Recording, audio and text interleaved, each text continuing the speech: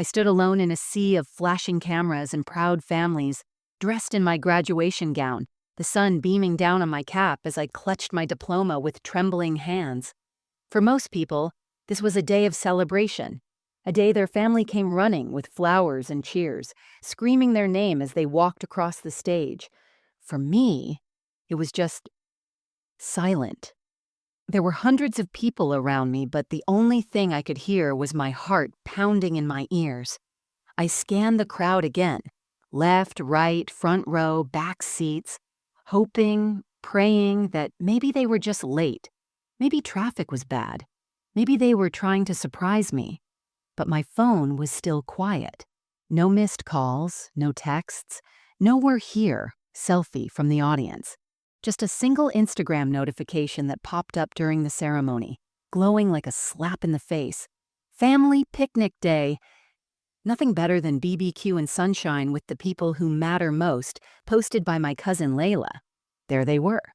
My mom Brenda, her bright lipstick and oversized sunglasses, laughing at a picnic table. My dad Terrence flipping burgers on a grill. My brother Dre doing shots with my uncles, all of them smiling wide, the kind of smile that you only wear when you're genuinely happy. And not one of them had bothered to show up for my graduation. Not even a text. Not even a "sorry, we can't make it." I remember my breath catching in my throat, the air suddenly heavy, like I couldn't even swallow. I looked down at my diploma. 4 years of work, of exhaustion, of surviving on instant noodles and caffeine and late-night library sessions, all leading to this one moment. And they weren't here for it. A tear welled up, but I blinked it back. I didn't want to cry in front of strangers. I didn't want pity. I didn't want anyone's hand on my back saying, I'm sure they had a good reason. Because they didn't. I had reminded them 3 times. I emailed Brenda the date the moment I got it. She said, "We'll see what else is going on." When I called her 2 nights before the ceremony, she said, "Don't pressure us, Zariah. It's just college." Just college. As if it wasn't a miracle I even made it to college, let alone finished it. As if they hadn't told me over and over again that I'd never amount to anything. As if they hadn't laughed when I said I'd be a doctor one day. I had fought for this. I had worked through exhaustion, nights of crying in silence, fighting off panic attacks before exams, scraping money together for textbooks no one ever helped pay for. I had gotten here alone, and apparently I was meant to finish it alone too. The ceremony ended. The crowd erupted with applause as caps flew into the sky like tiny symbols of freedom. Friends hugged their families, graduates posed for pictures with proud siblings, happy grandparents, proud moms. I stood at the edge of the stadium walkway, diploma in hand, watching strangers celebrate. I walked over to a quiet corner of the campus by a tree near the science building and took a selfie, just me and my diploma. No bouquet, no parents holding my gown, no one yelling, "That's my girl," from the crowd. Just me, alone. Again. And I promised myself something right there, in that quiet, hollow moment. One day they would remember this. One day they would be the ones sitting in silence while cameras flashed. One day they'd walk into a room they thought they belonged in, only to realize it was built by the very person they left behind. That day wasn't today, but it was coming. Before I ever walked across that stage alone, I spent years walking through life invisible. Growing up in the Miles family was like living in a house where love came with a price tag, and I never had the currency. My mother, Brenda, was the kind of woman who cared more about appearances than actual relationships. If she couldn't post about it, brag about it, or spin it into a story that made her look good at church, then it wasn't worth her time. My father, Terrence, wasn't mean, but he wasn't present either. He floated through life like a shadow in our house. He did what Brenda said, laughed when she laughed, and never stood up for me when she cut me down. And my older brother Dre, he was their golden boy. Star athlete in high school, class clown, the one everyone said would make it. Except Dre peaked at 17 and never moved past it. But none of that mattered. He was still the center of their world. When he dropped out of community college, Brenda threw him a get back on your feet brunch. When I got into pre-med, she rolled her eyes and said, "Zariah, don't set yourself up for disappointment." That was the pattern.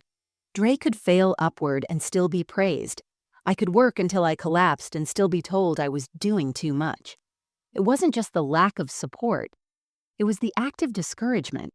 I remember one night in junior year, I came home from my shift at a diner, hands sore, feet blistered, after pulling an 8-hour shift right before finals.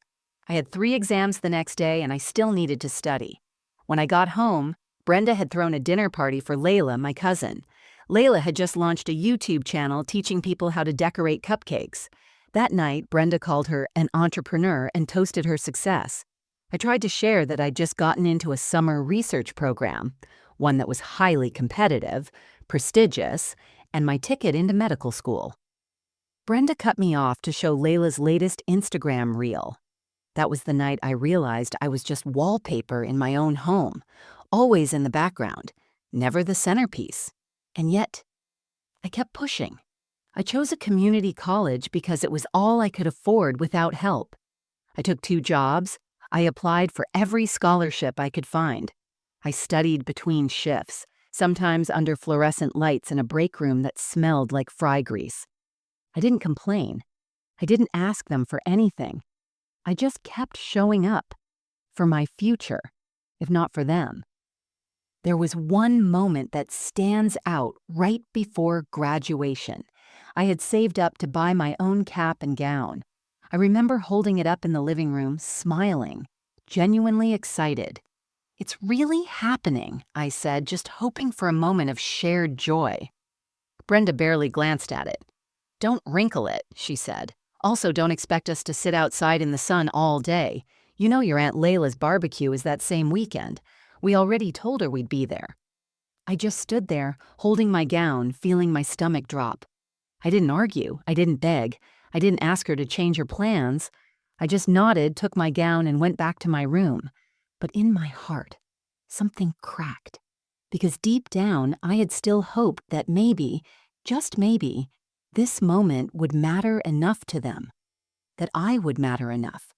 So when graduation day came and they didn't show, it wasn't a surprise. It was confirmation. A final stamp on a truth I had been dancing around for years. I was never going to be enough for them because they had never wanted to see me in the first place. But they would. One day, they would see me. Not just as a daughter. Not just as the girl who studied too hard. But as someone who built something so undeniable. They'd have no choice but to look up. Even if they were looking up from the audience, not the front row. If there's one thing that makes being ignored hurt even more, it's when the people doing it swear they're doing nothing wrong. I wasn't the daughter they bragged about. I wasn't the niece they passed the phone around for at holidays. I was Zariah the serious one, Zariah the overthinker, Zariah the one who's always tired. They used those labels like casual comments, but every one of them chipped away at me like a slow, silent erosion. At school, I was top of my class in biology and chemistry. I was tutoring classmates in anatomy while pulling espresso shots in a campus cafe. I volunteered at the local clinic on weekends just to get hands-on hours, because I knew med school applications didn't care about excuses. They wanted experience. Every part of my day was accounted for. If I had 5 minutes, I was using it to get ahead. But at home, none of it mattered. Brenda didn't understand science, and worse, she didn't care to. "So, you want to be a doctor?" she'd say, half laughing, half condescending. "You know how many girls say that and end up working reception at a dental office?" I stopped trying to explain things to her because I realized early she didn't want to hear anything that didn't include immediate glamour or praise from her Facebook friends.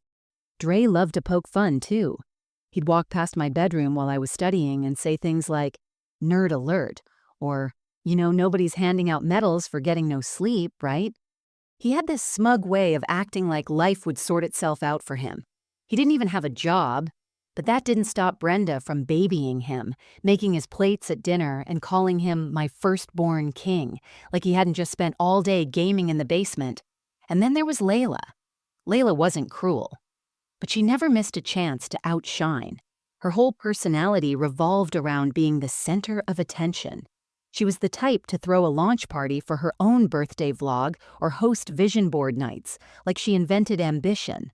At family events, she'd hug me tight and say things like, "You're working so hard, I hope you don't burn out," with that syrupy tone people use when they pretend they care, but really don't. To them, I was the cautionary tale. The girl who worked too hard, talked too fast, and didn't know how to enjoy life. But they didn't see the bigger picture. They didn't see that I wasn't just studying for tests. I was studying to get out of the cycle, out of the silence, out of being underestimated in every room I walked into. I used to fantasize about being someone they couldn't ignore, not for fame, not even for revenge, just so I could finally exist to them. Not as the girl always trying, but as the woman who arrived. Sometimes I wondered if I had been born in the wrong family. Because when Layla announced she was launching a second lifestyle channel about conscious fashion, Brenda threw her a dinner party and invited everyone. When I got into a research internship at a top medical facility, Brenda responded with, "Oh, cool. Is it paid?" When I had to pull extra shifts to afford a biology textbook, no one noticed. When Dre's car broke down, Brenda drained her savings to get it fixed within 2 days. I was never the priority. And still, I stayed quiet. I kept my head down. I pushed through lectures, night shifts, and long commutes because deep down, I believed that maybe, someday, it would all be worth it. That there would be a moment where the curtain lifted and they finally saw me not as the backup daughter, the overly ambitious niece, or the invisible sister, but as Zariah, the girl who never gave up, the girl who earned everything she got, the girl they left behind but would one day regret overlooking. The week of graduation, I tried not to get my hopes up. I kept reminding myself, "Don't expect anything, Zariah. You'll only get hurt." But no matter how many times I repeated that mantra, some stubborn piece of me still clung to the idea that maybe, just maybe, this time would be different. It started with a call from Brenda 3 days before the ceremony. I was heading home from campus, exhausted after presenting my final research project, when my phone lit up with her name. I debated whether to pick up. I hadn't heard from her in weeks. I answered. "Hey, so, when's that little thing you're doing again?" she asked, voice casual, like she was asking about a haircut appointment. I tried to keep my tone even. "It's Saturday, 10 a.m. I sent the info weeks ago. It's at the Civic Field. I already picked up the tickets for you and Dad." "Oh, right, that. Yeah, Layla mentioned something about it. We're seeing if we can swing by. It depends on the family picnic. It's been on the calendar for months, and your Aunt Denise is flying in. But we'll see." There it was. The crack of hope. We'll see. Not a no. Not a flat-out dismissal. Just vague enough to keep me holding on. "Okay," I said, trying not to sound too eager. "I'd love it if you guys could make it. It's kind of a big deal." Brenda chuckled. I know. Look at you, all grown up. I'll let you know, all right?" That night, I ironed my gown. I hung it on the door and just stared at it, imagining what it would feel like to walk across that stage and look out into the crowd and see them. Brenda clapping with her loud, performative energy, Terrence nodding with that quiet dad pride. Maybe even Dre, cracking some joke but still showing up. I imagined them holding flowers. I imagined someone yelling, "That's my daughter." I imagined what it would feel like to matter. The next day, no call came, but that wasn't unusual. Brenda had always been last minute with everything. I texted her just to confirm, me. "Hey, just checking in. Still hoping to see you Saturday. I'll be saving seats near the front." No reply. On Friday night, I called one more time. Straight to voicemail. Still, I packed the extra tickets in a small envelope, labeled them "family" in neat block letters, and tucked them into my bag. I'd wake up early, grab coffee, and head over to campus with time to spare. The morning of graduation, I stood in front of the mirror, adjusting my cap. My hands were shaking. I tried to laugh it off. Calm down, Z, it's just a ceremony. But it wasn't. It was the finish line, the summit. And I wanted them to be there when I reached it. When I got to the venue, the sun was already blazing. Rows of white folding chairs stretched across the field, each one filled with smiling families, proud siblings, weeping parents.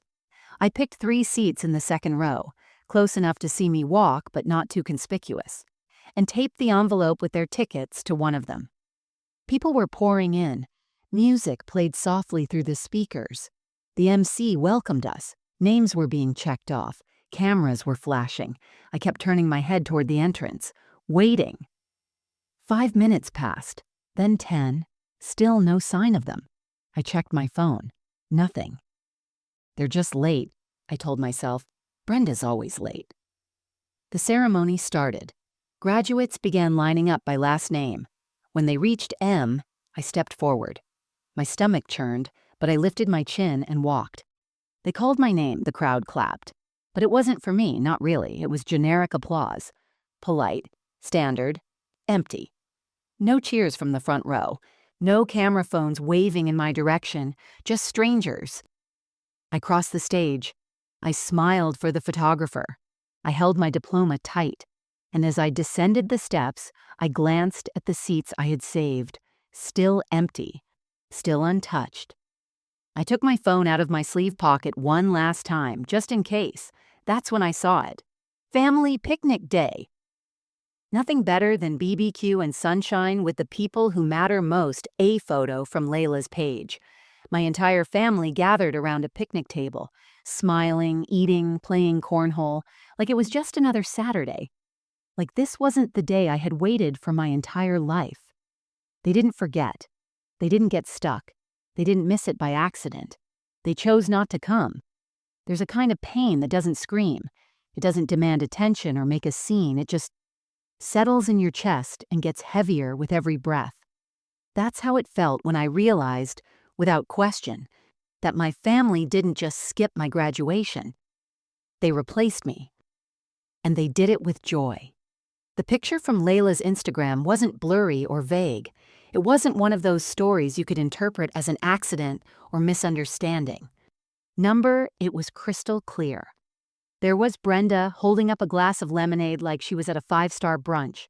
Terrence was manning the grill, wearing his King of the BBQ apron, laughing at something Dre had just said. Even my great-aunt Rosie, who claimed she couldn't sit through long events because of her knees, was doing the electric slide in the background. The caption was the final punch to the gut. Family over everything. Family over everything. What about me? Wasn't I family? Hadn't I earned the right to be seen? To be celebrated? I remember standing off to the side of the campus lawn, hidden behind a column near the science building, clutching my phone so hard my knuckles turned white. My cap was tilted slightly from the breeze, my gown creased where I had hugged it too tightly against my chest earlier that morning. I looked down at my feet, dusty from the dry grass, and felt the sting of reality settle deep in my stomach. This was no accident. This was intentional. They had chosen a picnic, a literal afternoon of burgers and folding chairs, over one of the most important days of my life. There had always been subtle betrayals growing up, little moments where I was forgotten, dismissed, or replaced by louder voices in the room. But this was loud. This was definitive. It wasn't just about skipping a ceremony. It was about what that choice said, that even after everything I had done, I still didn't matter enough to them. As other students took pictures with their families, I watched from the sidelines. A girl nearby burst into tears as her grandmother handed her a bouquet of sunflowers. A dad lifted his son up onto his shoulders, shouting, "That's my boy!" Friends posed with their siblings, wrapped in hugs and laughter. It was joy everywhere. Loud, colorful, unapologetic joy. And then there was me. I walked back to the empty chairs I had saved, peeled the envelope with their tickets off the seat, and slipped it back into my bag. It felt heavier now, like the weight of every unanswered text, every missed birthday, every half-hearted compliment Brenda had ever tossed my way like scraps. I sat alone on the edge of the amphitheater steps and pulled out my phone again, this time flipping the camera. I snapped a picture, me holding my diploma, smiling just enough to make it look real. That photo would be my post. Not because I needed them to see it, but because I needed to mark the moment for myself. Proof that I had made it, that I had shown up even when they hadn't. I didn't cry right away. I was too numb. But on the bus ride home, in my cap and gown, sitting next to a stranger who didn't even glance my way, the tears came hard and fast, not for the ceremony, not even for the silence, but for the hope I had dared to have. That tiny, vulnerable piece of me that had believed maybe this time would be different. They didn't just miss my graduation, they erased me from it.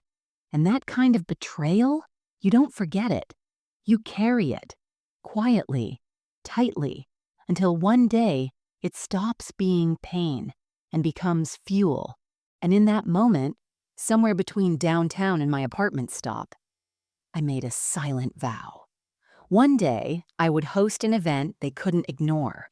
One day, they would walk into a room thinking they were guests of honor and realize the person they ignored had built the room.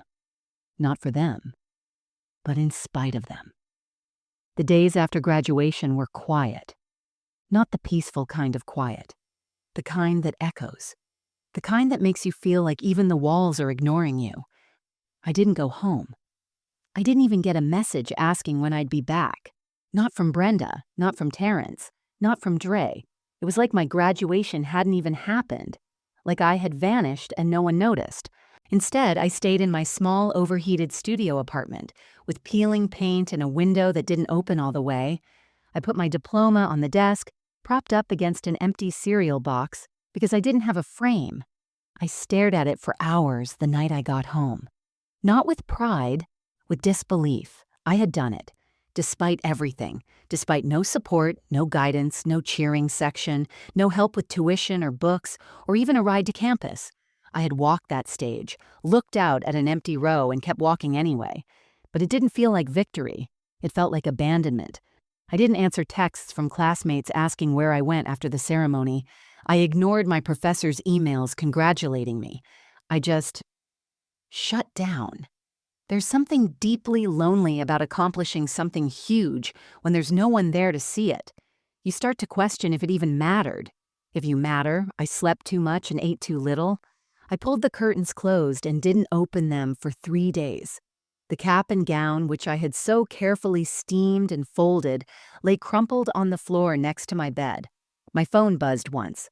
A group family photo from the picnic, sent in the family chat by Lila with a "Missed you, Z" caption. I stared at it for a full minute before deleting the whole thread. They didn't miss me. They didn't even ask where I was. I kept running through everything in my head, replaying every memory that led up to that moment. Every time Brenda said, "Don't expect too much." Every time I'd sat quietly at family dinners while Dre and Layla got praised like royalty. Every time I'd forced a smile and told myself I could earn my way into being seen. It all clicked now.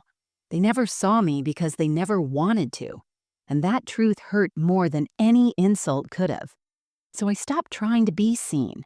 I stopped posting, stopped calling, stopped reaching. I faded out of family events without a word.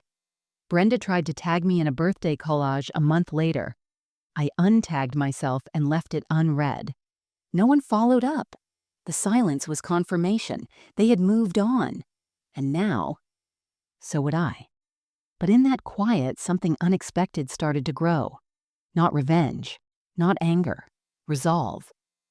I began to sit with the idea that maybe I didn't need their validation, that maybe all these years I'd been chasing something that was never coming, and that I didn't actually need. The version of me who walked across that graduation stage alone, that girl was stronger than I ever gave her credit for. So I wrote out a plan, literally. I grabbed an old spiral notebook, opened it to a blank page, and titled it, "What Now?" It wasn't dramatic or glamorous. Just 3 bullet points at first. Get into a post-grad research program. Find a mentor, disappear until they regret it. That last one wasn't about payback. It was about transformation. I didn't want to prove them wrong. I wanted to build a life so full, so secure, so brilliantly mine, that their opinions would become irrelevant. That the little girl inside me, the one who saved empty chairs and hoped for flowers, would finally get the closure she deserved. Because maybe, just maybe, I could become someone that even I would be proud of, someone they'd have to squint to recognize. Not because I changed who I was, but because I finally stopped dimming my light for people who never looked in my direction. It wasn't until weeks later, when I had almost convinced myself I was entirely alone, that the universe gave me a flicker of light, a quiet reminder that even in the darkest moments, someone might still be watching, and they might actually care. Her name was Dr. Selena Moore. She'd been my anatomy professor and research advisor during my last 2 semesters, stern, razor sharp, the kind of woman who didn't waste words. She rarely smiled, but when she did, you knew you had earned it. At first, I thought she barely knew I existed. In her class of 50, she always seemed focused on the front row students, the ones who spoke loud and liked to show off. But apparently, she had seen me. One Thursday afternoon, I got an unexpected email. Subject, lab coffee? Zariah, congratulations on graduating. I have something I'd like to discuss with you. Can you meet me in my office at 2 p.m. tomorrow? I sat there staring at the screen, blinking. I hadn't even told her I graduated. I hadn't posted it, hadn't celebrated it publicly. Somehow, she knew. When I showed up to her office, I was dressed in my usual post-graduation gear. Oversized hoodie, no makeup, hair in a knot. I didn't expect anything big. Maybe just a brief chat, a reference letter offer, something professional. But the moment I walked in, she stood up, offered a firm handshake, and said, "I've been waiting for this conversation." I sat down, confused. Waiting for what? She opened a drawer, pulled out a plain white folder, and slid it across the desk. This is a proposal for a post-grad fellowship. It's through a biotech startup incubator I co-direct off-campus. We're building a team for a new autoimmune research initiative, and I want you on it. My mouth literally fell open. Me? She gave the smallest nod, but it was full of certainty. Yes, you. You've got the kind of discipline most people pretend to have. I've been watching you since sophomore year. Every test, every project, every time you stayed late after lab to clean the slides no one else wanted to touch. You didn't just study the work, you respected it. I felt something shift in me. Something I hadn't felt in weeks. Seen, chosen, valued. It was almost too much. I blinked fast, trying not to cry. "I didn't think anyone noticed," I said, voice shaky. She raised an eyebrow. "We always notice. We just don't always say something. But I'm saying it now. You've earned a place in something bigger, Zariah.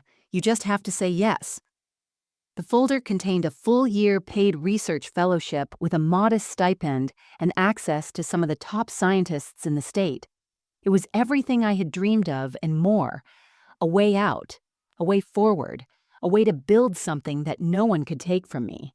And it came not from someone I begged to love me, not from someone I chased approval from. It came from someone who had watched me grow quietly and still chose me. Before I left, Dr. Moore said something I'll never forget. She looked up from her laptop, glasses halfway down her nose, and said, "Zariah, your family might not have shown up to clap for you, but you've been clapping for yourself for a long time. That's how I know you'll survive this field." That night, I sat on my bed with the folder in my lap and cried for the first time in a while. Not from grief, but from relief. I wasn't crazy. I wasn't invisible. I wasn't as alone as I thought. Someone had seen my work. Someone believed in me. And that one thread of belief was enough to start rebuilding the part of me that had been quietly falling apart. Because sometimes all it takes is one person, not to fix you, but to remind you that you never needed fixing in the first place. After that meeting with Dr. Moore, something shifted inside me, quietly, powerfully. It wasn't like a movie montage where everything starts moving fast and upbeat. This was slow, gritty, sometimes lonely, but it was the beginning of a new chapter, one no one else saw coming. I accepted the fellowship. Within 2 weeks, I packed up my tiny apartment, said goodbye to the creaky floors and leaky windows, and moved into a shared student housing complex near the research facility. It wasn't glamorous. There were cockroaches in the hallway, and the Wi-Fi cut out if it rained too hard. But it was mine, and it was step one. The first few months were brutal. I was working under a renowned immunologist, Dr. Nadia Kim, who expected nothing short of excellence. We were studying inflammatory markers in patients with rare autoimmune conditions, developing an experimental treatment that could reduce flare-ups by over 40%, something that could genuinely change lives. I was in over my head. Everyone else on the team had Ivy League degrees and recommendations from Nobel Prize winners. I had a community college transcript, a paper-thin resume, and a memory of sitting alone on a stadium bench while my family grilled hot dogs. But I didn't care. Every day I showed up early. I stayed late. I read papers until my eyes blurred and watched tutorials on protein binding mechanics at 2 in the morning. I failed experiments. I broke glassware. I asked too many questions. And then I learned. I got better, faster, smarter. My teammates started asking me for input. Dr. Kim began trusting me with more complex sequences. Eventually, I was designing my own experiments. And one day, my method got picked up by the larger team for further development. I didn't post any of this on social media. I didn't text Brenda or Terrence. I didn't update anyone from home. I let them keep thinking I was still figuring things out. Let them believe I was just another girl who burned out after college. Because while they were bragging about Layla's vlog relaunch and Dre's job interview at a used car dealership, I was registering a patent with Dr. Moore and Dr. Kim for a delivery method that could revolutionize how certain autoimmune treatments were administered. It was the kind of success no one saw coming, and that was exactly how I wanted it. In the evenings, after long shifts in the lab, I'd sit in the empty common room of our building with a lukewarm coffee and sketch out future goals in a beat-up notebook. Launch my own startup. Build a research team that prioritizes overlooked communities. Host a gala to raise awareness and honor the work. Send an invite to everyone who thought I couldn't do it. That last line stayed on the page for a long time. Not out of pettiness, but as a reminder, not to get revenge, but to mark the distance I had traveled. I began reading about funding strategies, venture capital, grant writing. On weekends, I taught myself how to pitch. I worked with Dr. Moore to refine a presentation that eventually caught the eye of an angel investor from New York, someone who believed in underdog founders and gave me the seed money to officially form Oralin Biotech. The day I signed those documents, I wasn't in a designer suit or an office tower. I was sitting on the floor of my tiny bedroom, laptop on my knees, wearing the same hoodie I'd worn on graduation day, and I smiled, not because anyone was watching, but because, finally, I was no longer waiting to be chosen. I had chosen myself. I wasn't climbing the mountain to prove anything to my family anymore. I was climbing because the view, the purpose, the peace, was something they had never even imagined. This was my path, and it was no longer about escaping where I came from. It was about building where I was meant to go. While I was quietly building a biotech company from scratch, my family was still posting about baby showers and barbecues like nothing had ever happened. To them, I had simply disappeared, a ghost in the group chat, a faded background character in their loud, curated lives, and they didn't even notice. Layla was still the star of every family event. Her YouTube channel, a pastel-themed lifestyle vlog, had pivoted to home organization and mindfulness. and Brenda reposted every video like it was gospel. "My baby niece is a boss," she wrote under one clip of Layla giving a closet tour. Meanwhile, Dre had started a car-flipping side hustle. He wore polo shirts now and called himself a wholesaler. Brenda hyped him up like he was changing the automotive industry. When he sold a 2003 Camry for a $500 profit, she made a Facebook post with gold star emojis and a caption that said, "He's always had that hustle blood." I watched from afar, amused and strangely detached. Their definitions of success were so small, so performative, but they clung to them with both hands. As long as someone in the family was shining, Brenda could pretend everything was perfect. She could gloss over her absence at my graduation and pretend there was no rift, no silence, no daughter building something beyond their comprehension. It was almost laughable how blind they were. At a family dinner I didn't attend, obviously, they apparently passed around Layla's new business card, founder of Mindfully Layla, LLC. She had printed it in pink cursive with gold foil. Someone mentioned I was still in school or something, and Brenda said, "Yeah, I think Zariah's doing a research thing. It's low-key. She's more of a behind-the-scenes type." Behind the scenes. That's what I had been my entire life to them. The background. But they had no idea what was happening behind those scenes. No idea that Oralin Biotech had just entered into a strategic partnership with a regional hospital network, that my team had expanded to 7 people, including 2 PhDs and a data scientist from Stanford, that a national health publication had asked to interview me. And I declined, because I wasn't ready to be public. Not yet. Not until the moment was right. There was one moment that nearly gave it all away.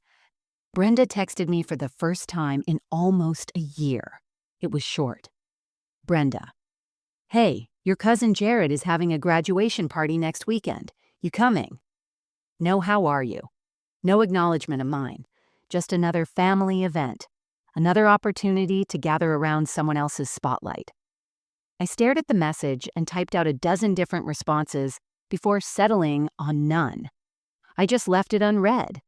I knew if I went, they'd smile, pretend nothing had happened, talk over me, and make me feel small again. I'd be asked about school like I hadn't built an entire startup from nothing. Someone would ask Layla about her brand expansion 5 times before even making eye contact with me. So I didn't go. Instead, I poured all that energy into designing something bigger, the company's first public gala. It would be a celebration of our work, our mission, and our journey from lab notes to real-world impact. And for once, I wouldn't be hiding behind a microscope or letting someone else take the mic. This time, I'd be front and center. I had the idea late one night, flipping through my old spiral notebook of goals. That same line stared back at me. Host a gala. Send an invite to everyone who thought I couldn't do it. It felt bold, risky, maybe even petty. But the more I thought about it, the more it made sense. Not as revenge, as revelation. Let them walk into a room thinking it was about someone else. Let them wear their best outfits and smile for cameras, completely unaware that the girl they forgot was about to walk onto the stage as the woman they never saw coming. And when they finally realized, they wouldn't be able to look away. The idea started as a whisper, a dream scrawled into the margins of an old notebook, but by now, it had become a mission. After a year of breakthroughs, growth, and relentless quiet work, Oralin Biotech had reached a pivotal moment. We'd secured our first full round of funding. Our autoimmune therapy prototype had passed phase 1 trials with staggering success.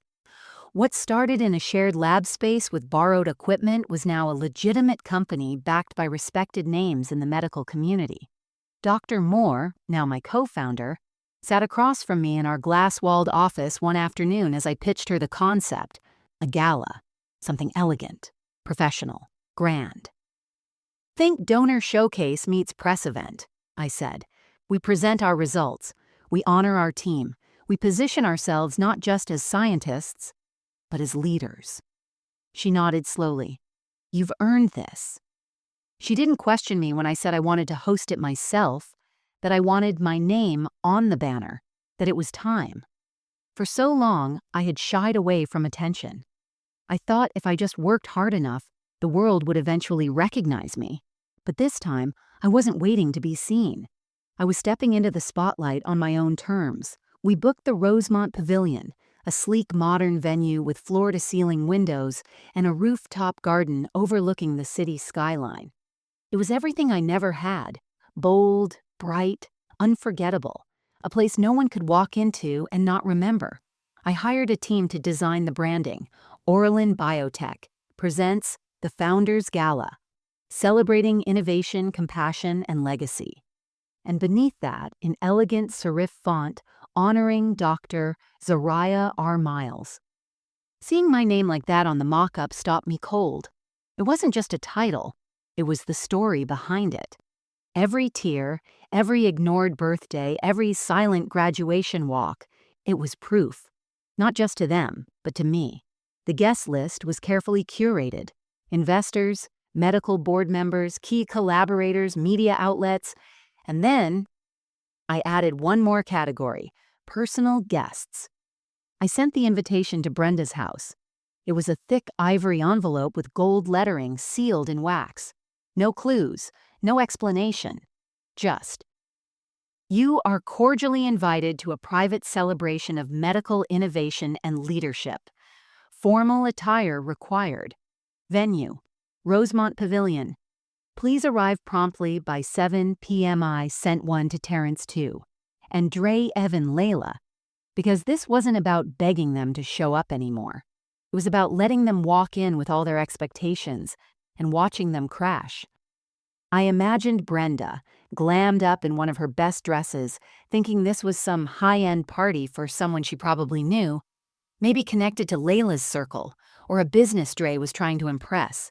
I imagined them walking through the doors into the softly lit atrium, champagne flutes in hand, eyes scanning for someone important, and then seeing the banner. Founders Gala, in honor of Dr. Zariah R. Miles, their daughter, their sister, the one who sat alone at graduation. I kept everything under wraps. No social media posts, no leaks. I wanted that first moment, the moment of realization, to hit like a wave. Behind the scenes, I worked harder than ever. Every detail mattered. The program featured a live demonstration of our therapeutic tech, a keynote address by Dr. Kim, and a final speech by me, closing out the night. I wrote and rewrote that speech a dozen times, not to impress them, but to tell the truth, to own every piece of my journey with power and grace. Meanwhile, my team prepped the media kits, the visuals, the press releases. Dr. Moore smiled more these days. You're ready, she said. This is your moment. And it was. This wasn't just a company milestone. This was the culmination of everything I had fought for. The long nights, the invisible effort, the silent heartbreak. It was the story no one saw being written, finally getting its cover. The night was locked in. The guests were RSVPing in droves. And somewhere in their house, Brenda was opening that gold-lettered envelope, her eyebrows raised, her curiosity piqued. She had no idea what was coming. The evening of the gala arrived like a storm, quiet at first, then impossible to ignore. I stood in front of the full-length mirror in the hotel suite above the Rosemont Pavilion, the sounds of setup drifting in from the open balcony. Soft jazz played through the speakers downstairs. Staff adjusted lighting. Florists arranged the final white lilies around the stage, and I was calm. I wasn't shaking. I wasn't scared. I had waited so long for this moment, not because I wanted revenge, but because I wanted recognition, not from them, from myself.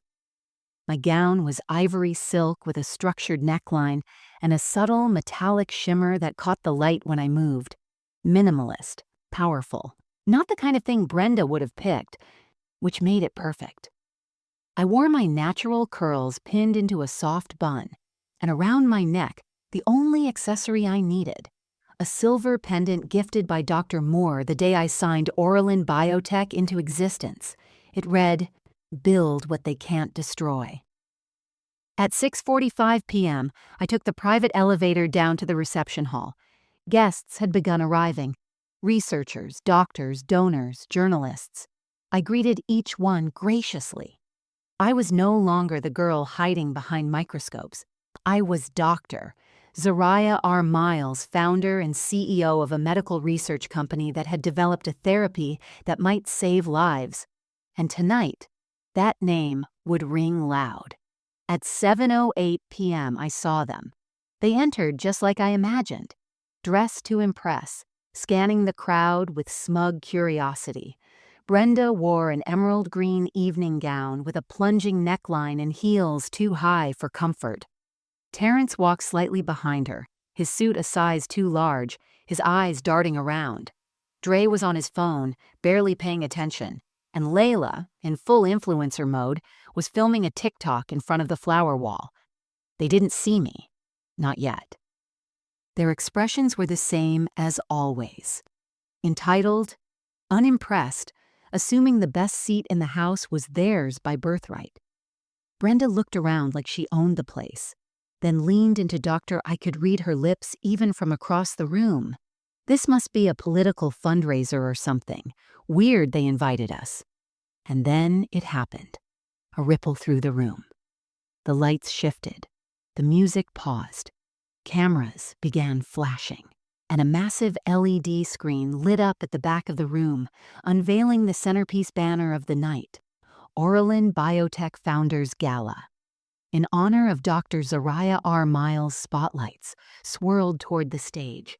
A video montage played, clips of our lab, patients we had helped, my team collaborating over data charts, our mission statement glowing in white against a dark background. We build where others doubt. We heal what others abandon. And then, my name. Bold, clean, undeniable. Across the ballroom, Brenda froze. Her face paled instantly. Her mouth dropped open. Terrence blinked, then leaned forward like he couldn't believe what he was seeing. Dre slowly put his phone down. And Layla, she dropped her camera. I walked onto the stage. The applause was thunderous. Not for them, not polite, not forced, for me. When I reached the mic, I paused, not because I was nervous, but because I wanted to remember the moment, burn it into my memory. Then I began, "Good evening, everyone. Thank you for being here to celebrate not just a company, but a story. A story about what happens when you're told you're not enough, and you keep going anyway." I scanned the crowd, eyes wide, smiles glowing, and 4 frozen faces at the back of the room. I wasn't born into wealth or legacy. I didn't have the luxury of being handed a path, but I did have a fire. A relentless belief that with enough work, I could build something that mattered, even if no one clapped when I started. The room went still. In fact, I remember my college graduation. It was a warm day, a stadium full of families, and 3 empty seats I had saved, just in case someone changed their mind. Brenda's face twitched. I smiled. But that's the beauty of starting alone. You learn that validation isn't a requirement for greatness, just a bonus. The audience erupted. I thanked my team, my mentors, my investors.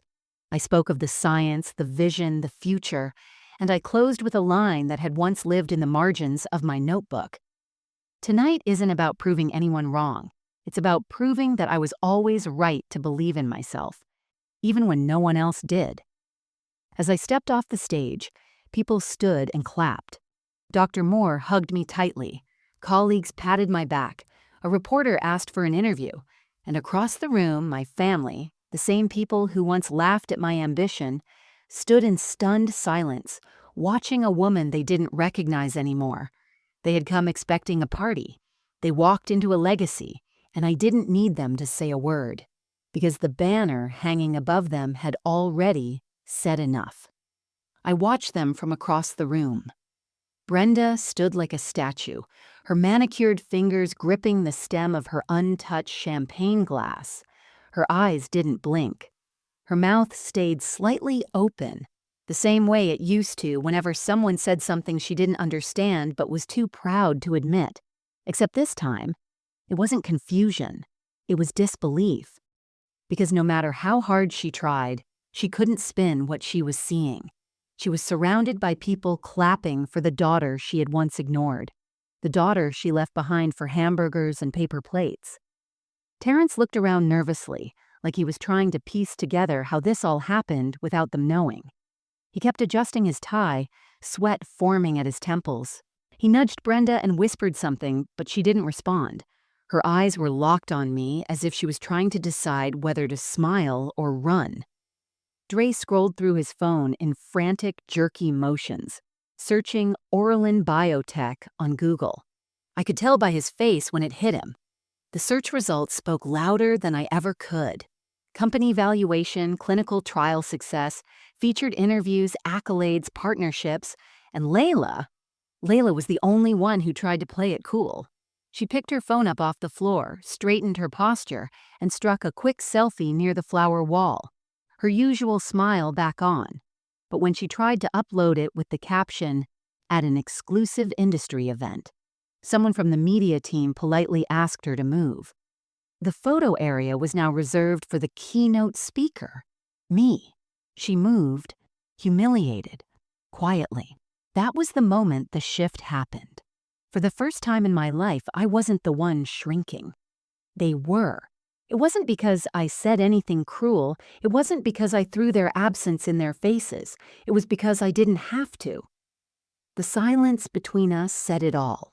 The people they used to brush off, the accomplishments they used to minimize. It had all returned. But not in bitterness, in brilliance, in banners, applause, headlines, and champagne they couldn't toast with because it would taste like shame. I caught Brenda's eye, and I held her gaze. She gave me a tiny, tight-lipped smile, the kind of expression that's halfway between pride and panic, the kind people wear when they realize they should have cared sooner. She started walking toward me, slowly, heels clicking across marble, but I turned before she could reach me. I was being pulled into a conversation with a medical tech investor from Chicago. He extended his hand. "Dr. Miles, your speech moved the room. I'd love to talk funding if you're open." I smiled. "Absolutely." From the corner of my eye, I saw Brenda hesitate. For a split second, she looked like she wanted to interrupt, like she wanted to step into the spotlight and insert herself the way she always had. But the moment had passed. This wasn't her scene. These weren't her people, and I was no longer someone she could silence or dismiss. She turned, walked back to Terrence, and whispered something into his ear. He nodded. They stood there a little longer, isolated and awkward, looking smaller than I had ever seen them. Even Dre, always cocky, always untouchable, had his shoulders hunched forward. He didn't make a scene, didn't call out my name. He just stood in the back, pretending to check his phone while processing the fact that the girl he called the broke one had just hosted a gala under her name, in a building she co-owned, in front of people he couldn't even dream of meeting. For the rest of the night, they blended into the background, exactly where they used to place me, and that was the real consequence. Not humiliation, not confrontation, irrelevance. They weren't important here. Not anymore. They had shown up thinking they were entering another family event where they could stand tall, brag, command attention. Instead, they walked into my world. One they didn't help build, didn't understand, and didn't belong in. And I didn't have to say a single word for them to feel it. They felt it with every camera flash, with every Dr. Miles spoken into a microphone, with every round of applause that wasn't for them. They had no power here, and they knew it. As the evening moved on, the energy in the room only grew warmer, more electric. But in my heart, something else had begun to settle. Not pride, not vengeance, not even satisfaction from proving anything. It was peace. A quiet, steady kind of peace that wrapped itself around my ribs and breathed into my chest. a feeling that, for the first time in years, I wasn't carrying the weight of being unseen. I was seen, not for my pain, not for the drama, but for my work, for the person I had become on my own terms. I stood on the rooftop garden balcony of the Rosemont Pavilion, the city lights stretching beneath me like glitter tossed across a velvet sky.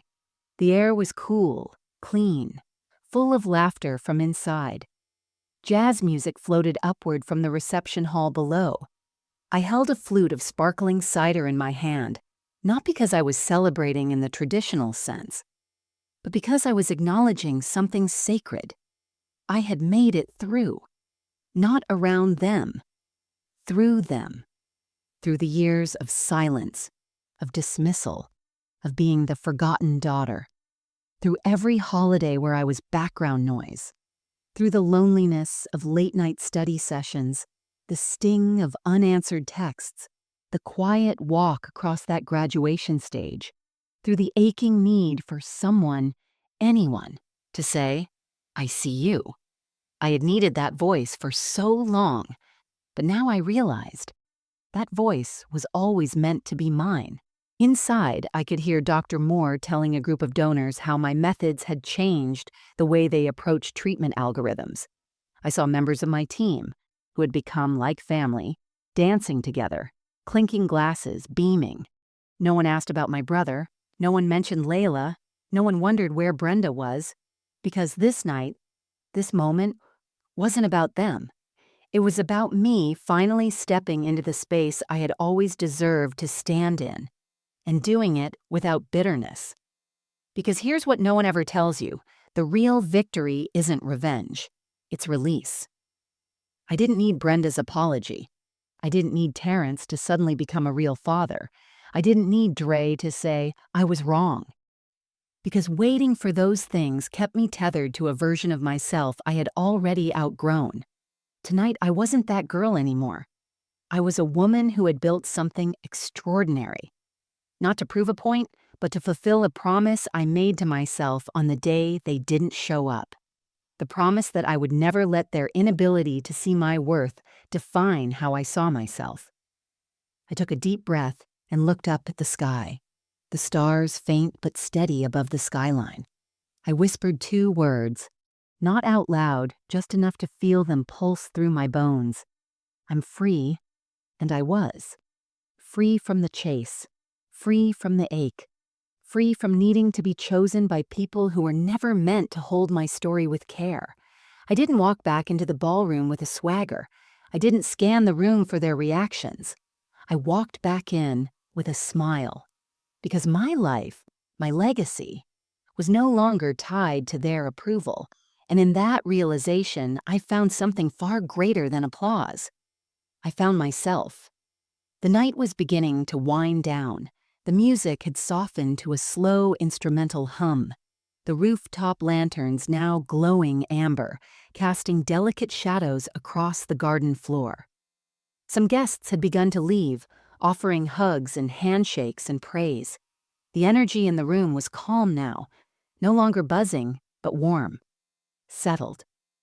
I was speaking with a reporter from a major medical journal when I noticed movement in the corner of my eye.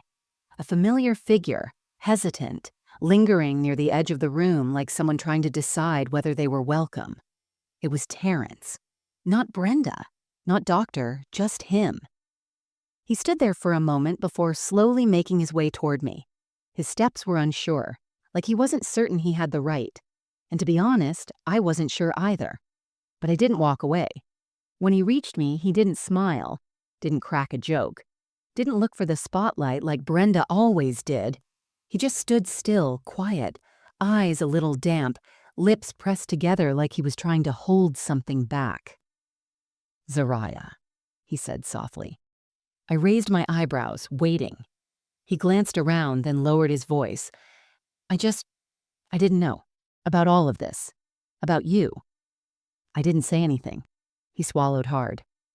"That graduation day," his voice cracked. "Brenda said it was just a small thing, that you wouldn't notice if we weren't there. And I didn't fight her on it. I should have. I knew it mattered.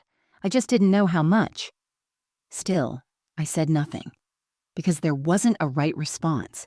There was just this, the quiet moment we were standing in, a space where the damage couldn't be undone, but maybe, just maybe, could be acknowledged. "I'm sorry," he said finally, "for not showing up, for not showing you that you mattered. That was my job, and I failed." My heart didn't leap. It didn't melt. It didn't even break again. It just exhaled, because I didn't need the apology. But I understood the power of someone finally saying what they should have said years ago. I looked at him for a long moment. Then I nodded once. Not a full forgiveness. Not a grand reunion, just a recognition. "Thank you," I said. That was all. That was enough.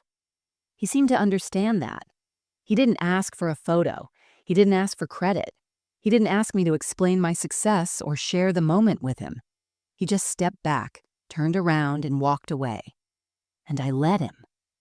I never saw Brenda approach. I assume she left without saying anything, or maybe she did try and I missed it. Maybe she couldn't bring herself to look me in the eye. Or maybe, deep down, she knew this wasn't her story anymore, that it never really was. And for the first time, I didn't care. I didn't need her validation. I didn't crave her attention. I didn't want her tears, because what mattered most had already happened. I had reclaimed my own narrative. What Terrence gave me wasn't closure. Closure implies that something is finished, wrapped up, sealed. This wasn't that. This was more like perspective. A small crack of light in a room that used to be pitch dark. A reminder that sometimes the people who failed us most are also the ones most haunted by their silence. And while I wouldn't reopen that door, I also wouldn't slam it shut. Sometimes redemption doesn't come with hugs or speeches. It comes with a few honest words at the end of a long, quiet night. And that's all it needed to be. The last guest had left. The lights inside the ballroom had dimmed to a soft amber glow, the waitstaff beginning to clear glasses and fold linens. The night was over, at least for everyone else. For me, it was just beginning. I walked through the now empty space that had just hours ago been filled with applause, music, movement, a lifetime's worth of moments compressed into one unforgettable evening. My heels clicked softly against the marble floor as I made my way back to the stage. I stood there for a moment, looking out across the room. I imagined the empty chairs again, just like the ones I'd stared at during my graduation. Except this time, those chairs weren't empty because people didn't care. They were empty because the people who did care had already shown up. And they had stayed. They were people I chose. People who had earned a place in this chapter of my life. Colleagues, mentors, partners, friends who had become family, and me, I had earned my place too. The weight I used to carry, the ache of being overlooked, the hunger for someone to clap, the desperate hope for approval from people who never gave it. It was gone now, replaced by something far deeper, stronger self-trust. I didn't need to convince anyone anymore. I didn't need to be louder or smarter or more successful to be worthy. I was worthy. I always had been. And if they couldn't see it, then that wasn't my burden to carry anymore. I stepped off the stage and headed for the side door that led to the rooftop one last time. The city stretched out beneath me, buildings glowing, streets humming with late-night life. I leaned on the rail and closed my eyes. This, all of it, had come from years of pain, of pushing, of climbing without a hand to hold, but I wouldn't erase those years, because they built me. Not just the career or the accolades or the company, they built me. The kind of strength you find in silence is the kind that doesn't break when the noise comes. I thought of that younger version of myself, the girl in the graduation gown clutching her phone under the bleachers, tears caught in her throat, hoping her family might still show up. She would never believe this life was waiting for her, but I did it for her, not out of revenge, but out of reverence. She kept going when no one showed up. And now, I was walking away, not broken, not bitter, but free. Free from their voices, free from needing to belong to people who never saw me, free to build a life that looked nothing like the one they imagined for me, and everything like the one I imagined for myself. I turned away from the edge of the rooftop, heels steady on the stone. One final deep breath. And then I walked off into the night, not chasing anyone, not proving anything, just rising, fully, finally, beautifully, as myself. Dr. Zariah R. Miles. Not just seen, not just heard. Unshakably whole.